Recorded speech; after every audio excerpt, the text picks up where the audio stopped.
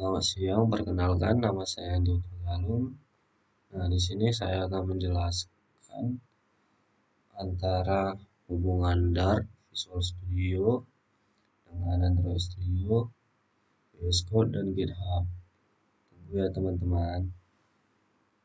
Nah, di sini bisa dilihat ini adalah Visual Studio, di mana fungsinya untuk kita dapat membuat atau mengetikkan suatu bahasa pemrograman di dalam ini, di mana fungsinya itu untuk banyak lah, untuk misalnya membuat suatu program mobile atau website. Nah, di sini kita kan mau membuat aplikasi gitu itu harus menggunakan bahasa pemrograman Dart, di mana Flutter ini juga harus ada karena kan Flutter Flutter ini untuk Dart, karena Flutter ini itu frameworknya, di mana kita bisa install juga.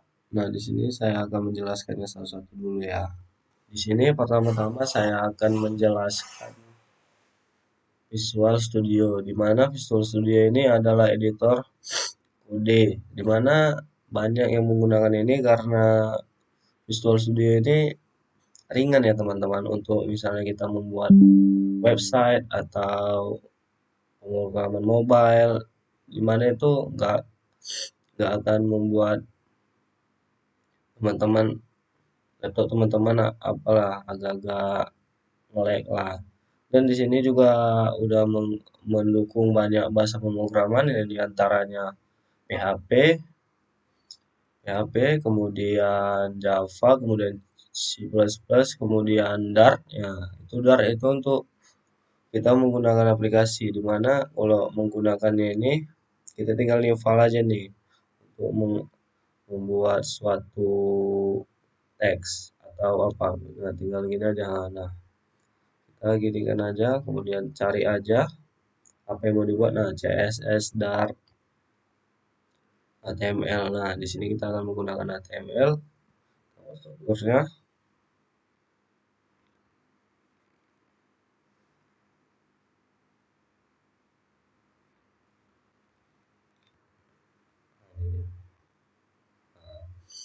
Nah, di sini akan muncul struktur dasar HTML. Nah, kalau Flutter itu,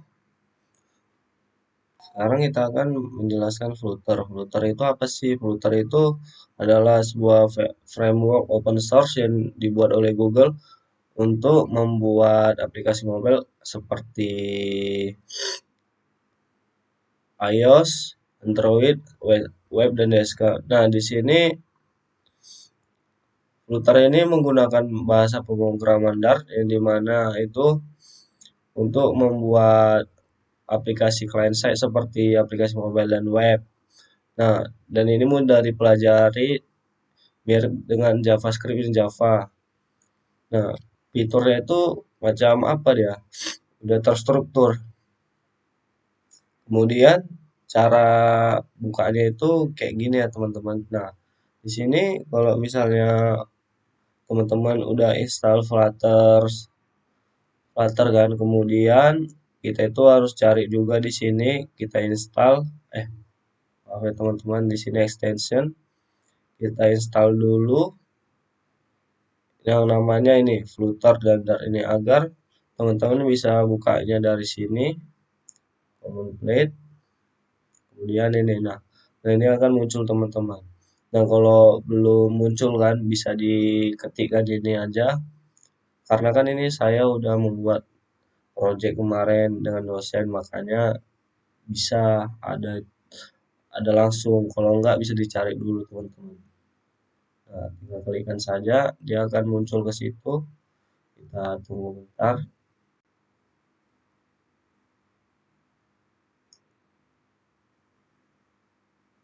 Nah, ini kan kita buat project baru ya saja gitu. Oh, maksudnya kita buat di sini aja. Nah, di sini.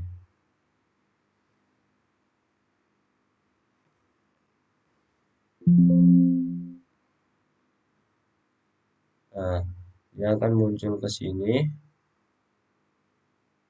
Kita tunggu bentar. Nah, teman-teman di sini udah selesai ya ekspornya dari yang tadi. Nah, di sini ya teman-teman kita dikasih framework atau rangkanya lah. Misalnya mau ngebuat sesuatu. Nah, ini adalah kode-kode rangkanya di mana kita tinggal ikutnya. Dan ini sangat kode-kodenya ini sangat apa ya?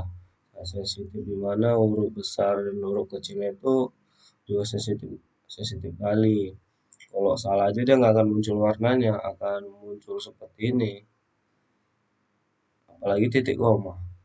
Nah, inilah kita membuat suatu program di mana kita bisa membuat body, di dalam body apa, menggunakan center.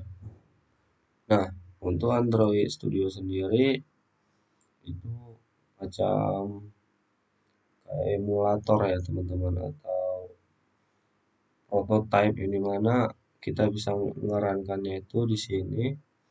Kemudian nih ada nih nanti muncul mau kemana pilihannya. Nah, di sini kalau Android Studio-nya udah terhubung ke Visual Studio, itu akan munculnya ke, antara ini dia nanti ada Google Pixel di sini teman-teman. Intinya ada beberapa HP, dia merek HP atau tipe HP yang bisa digunakan di RAM di sini. Dan dia akan muncul nanti di sini dia akan muncul tipe HP-nya. Kemudian akan muncul apa yang kalian inputkan. Nah, itu gunanya agar visual dan Android Studio ini bisa terhubung dan kita bisa nih lihat kayak mana sih program kita ini di Android kayak mana apanya. Nah, untuk fungsi GitHub ini kalian bisa buat atau menyimpan kode-kode kalian misalnya dari Visual Studio bisa dibuat atau nah di sini kita bisa open atau ngebuatnya biar bisa langsung korelasi ke GitHub. Nah, ini bisa dipublish juga. Saya belum ada. Itu aja sih untuk GitHub ini. Dan kita juga bisa ambil kode orang atau bisa bukan ambil sih kayak modifikasi kode orang melalui GitHub di mana kan kita juga butuh nih apa atau referensi dari web atau aplikasi yang kita buat. Nah, kita juga bisa ngambil atau melihat kode orang itu baru kita verifikasi. Di sini kita akan masuk tentang sejarah Android. Nah, Android ini didirikan di California pada tahun 2003 oleh Andy Rubin dan Rich Miner. Kemudian Nick Sears dan Chris White. Nah, di sini awalnya itu mereka itu mau menciptakan Android ini untuk kamera atau segala macam. Nah, mereka ini namun mereka ini sadar untuk perangkat tersebut tidak cukup. Kemudian untuk pengembangan Android itu dia dialihkan ke pasar telepon pintar yang menyaingi Symbian atau Nokia dan Windows Mobile pada saat itu. Dan di sini mereka itu masih merintis lah, di mana mereka masih kalah dengan yang namanya yang namanya Windows sama sama Nokia kemudian sama BlackBerry mereka itu masih pendatang lah.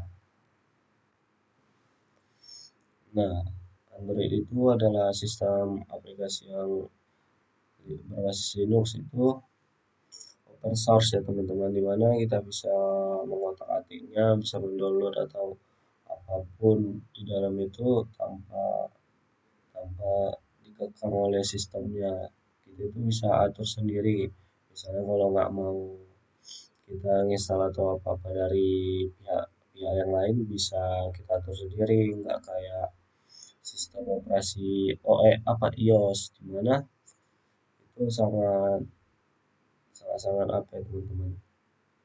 Nah, pada tahun 2007 itu di 2005 itu diakuisisi Google lah Android ini karena tertarik, dan kemudian di tahun 2008 itu Android itu udah memasarkan apanya lah, itu dengan produk pertamanya itu HTC. Nah itu cuman masih ada YouTube atau email pesan, cuman itu aja yang ada. Kemudian, nah versi-versi Android itu diambil dari nama-nama makanan manis. Contohnya yaitu lah bisa kalian lihat sendiri, Android itu Blender, Cupcake, Donut, Oreo, Gingerbread, Honeycomb, dan es krim sandwich. Nah, di mana ini di masing-masing versi ini ada update-update-nya sampai sekarang. Dari dulu mereka itu dari yang cuman versi awalnya itu nggak bisa video, akhirnya bisa video, kemudian bisa video dan foto, tapi nggak bisa dihapus secara semua atau sekali langsung. Sekarang itu Android lagi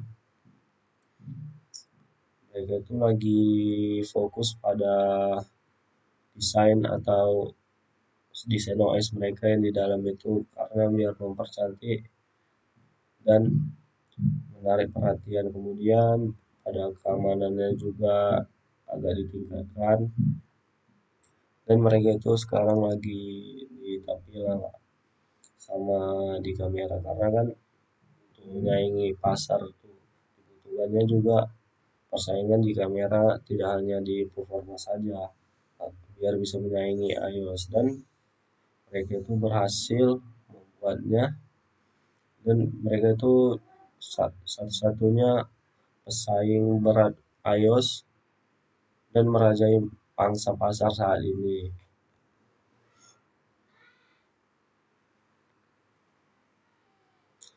Nah, kelebihan Android itu ya semacam bisa apalah, bisa dioprek-oprek sistemnya, kemudian layarnya bisa layarnya dapat di kostumisasi, kemudian baterai awet juga enggak sih, karena kan seiring berjalannya juga baterai itu akan boros ya teman-teman.